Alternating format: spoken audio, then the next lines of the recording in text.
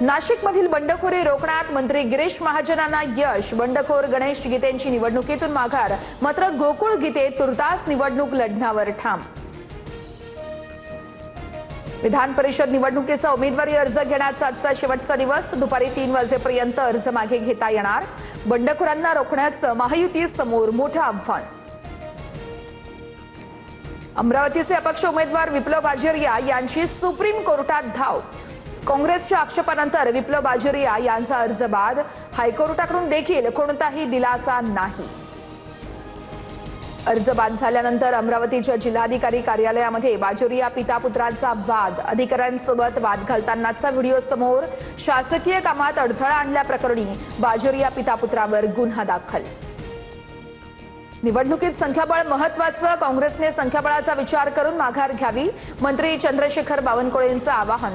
तर महायुती सर्व 17 जागांवर विजयी होईल, बावनकुळेंकडून विश्वास व्यक्त।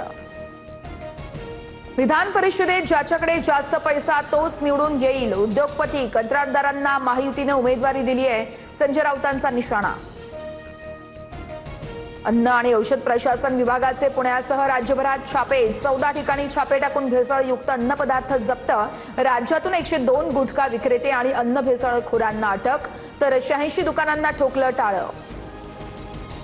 कोकण किनारपट्टीवर आज जोरदार पावसाची शक्यता। मुंबईसह रायगड, रत्नागिरी आणि सिंधुदुर्गमध्ये पावसाचा अलर्ट। उर्वरित राज्यात वादळी पावसाचा येलो अलर्ट। ठाण्याच्या शहापूरमधील कसारा गावात तीव्र पाणी टंचाई। बंधारा कोरडा पडल्यानं गावाचा पाणी पुरवठा बंद। पाण्यासाठी महिलांची भटकंती।